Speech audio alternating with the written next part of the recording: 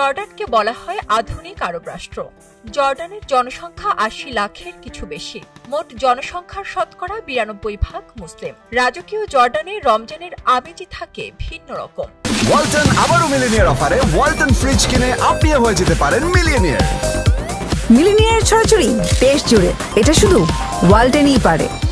এখানকার অধিবাসীরা রমজানে একটু ভিন্ন সংস্কৃতি ও ঐতিহ্যের চর্চা করে। রমজানে জর্ডানের সংস্কৃতির অন্যতম একটি হল গোশতের শরবত।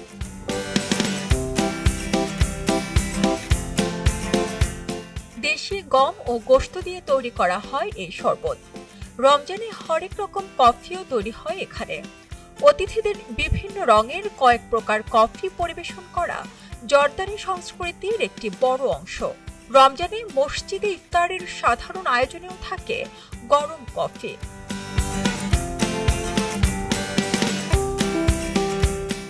আনন্দ উল্লাসে রমজানকে গ্রহণ করেন তারা। রমজানের চাঁদ দেখতে পুরুষরা পাহাড়ের চূড়ায় আরোহণ করে এবং নারীরা বাড়ির ছাদে। রমজানে চাঁদ প্রথম দেখতে পারাকে তারা সৌভাগ্যের প্রতীক মনে করেন। এমনকি যে ব্যক্তি প্রথম রমজানের চাঁদ দেখতে পায় তার নাম চতুর্দিকে ছড়িয়ে পড়ে।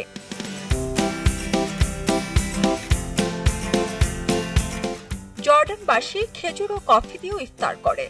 এরপর রুটি, গোশত এবং মাছ গ্রহণ করে। অঞ্চলভেদে একই দেশে বিভিন্ন রকম ইফতার হয়ে থাকে। জর্ডানেও অঞ্চলভেদে ইফতারের পার্থক্য রয়েছে।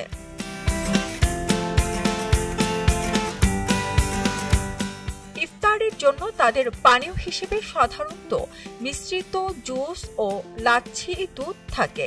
প্রথমে পানীয় দিয়েই তারা রোজা ভাঙেন। এরপর তাদের দেশের ঐতিহ্যবাহী খাবার মানসাফ ও কাতাইফ থাকে ইফতারের আইটেমে।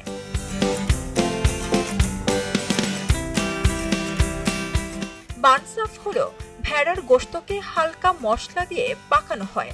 পরে তার ওপর দই ও কাজু বাদাম দিয়ে সাজানো হয় এবং তার রুটি দিয়ে পরিবেশন করা হয়।